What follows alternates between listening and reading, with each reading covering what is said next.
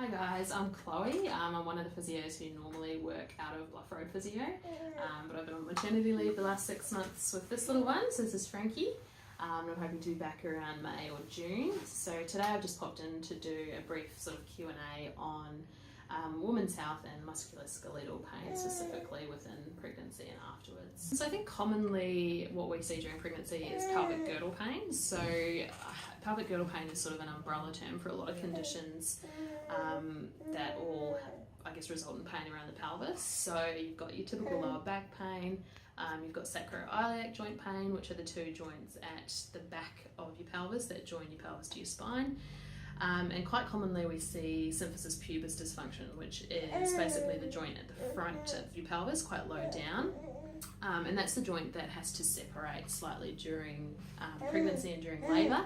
Unfortunately, sometimes it can separate a little bit too soon or a little bit too much, and that can cause a lot of instability around the pelvis, resulting in pain.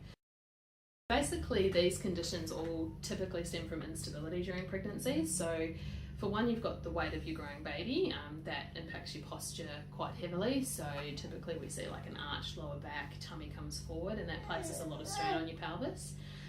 The other thing that occurs is that your body produces a hormone called relaxin, and that hormone basically loosens your joints and ligaments in preparation for labour and birth.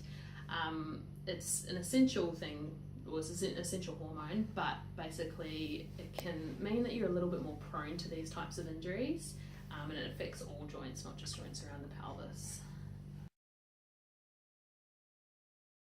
A lot of people present with sort of low back pain, if you've got symphysis pubis pain or sacroiliac joint pain. Sometimes that can even wrap around sort of groin area down the leg. So it's probably generally more of a dull ache. For some people it's worse than others. So like I've treated some ladies, unfortunately, who their pain has become quite chronic and they end up like on crutches towards the end of their pregnancy, which is the last thing you need at that stage. So that's where it's really important to chat to your physio if you get any type of pain during pregnancy and not let it become a bigger issue as well. Okay, so if you come in with pelvic girdle pain, we'll basically do a full assessment of your spine and pelvis, and from there we'll make a decision on what types of treatment we think would be appropriate for that stage of pregnancy. So, you know, if you're quite early on, it's really easy still to get you on the bed, get you inside lying, to do some spinal techniques, massage, but a lot of the time with stability we need to work on stabilising exercises. So we might suggest Pilates throughout the remainder of your pregnancy. We might also give you a home program of certain exercises to help stabilise those painful joints, and sometimes we'll give you a what's called like a belt, so it basically fits around your pelvis and gives a bit of compression to help that pain. For some people this will give them sort of an immediate reduction in pain and it will help them manage that pain. I guess the problem with, well, not the problem, but one of the issues with being pregnant is that obviously your weight increases throughout. So a lot of the time it's management during pregnancy, but if it's mild pain, you know, we can get rid of it.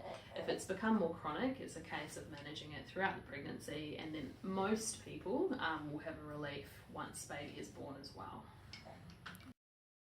Post-pregnancy, for some, complete relief from pain, others it can last a little bit longer. And I guess the thing that you forget is that although baby is born, the weight of baby internally is gone, you've still got a baby here. So you know, you end up with baby on your hip, you're in awkward positions with feeding, with sleeping. So those all still place stress on your joints. And what we spoke about earlier with the hormone relaxin, that can stay in your system for 6 to 12 months. So those joints can still be quite unstable. So it's really, really important to keep up any stability exercises that you've been given post-pregnancy as well. So with any pelvic girdle pain in pregnancy, prevention is better than cure. So even if you have no pain, you don't know how the rest of your pregnancy is going to progress. So it's really important, I think, preventatively to speak to a physio or even a Pilates physio about stuff that you can do to prevent these issues, and that would typically be just low impact stability exercises, specifically working on your deep abdominals as well. Another thing that's important is to keep active, so speaking to your physio and your obstetrician about what sort of light exercise you can continue doing, because if you're not moving, that's not going to help either. And I think the other thing to remember is that once baby's here, you're not really going to have that much time. So you don't have as much time to pop into the physio to come in and do your Pilates. So I think speaking to your physio pre-birth is really important about, like, say, them giving you a 5 to 10 minute home program that you can do once baby's here. That might be, you know, a floor program, just a couple of light Pilates exercises that you can do on your own when you have 5 or 10 minutes spare, which isn't often.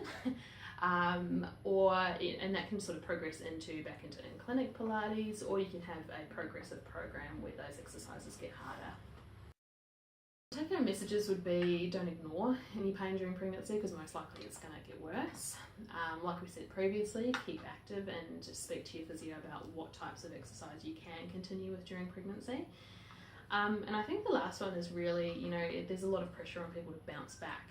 But like we spoke about, you know, you've still got the hormones rushing around, the joints are still lax, you've got to give your body a chance to actually recover.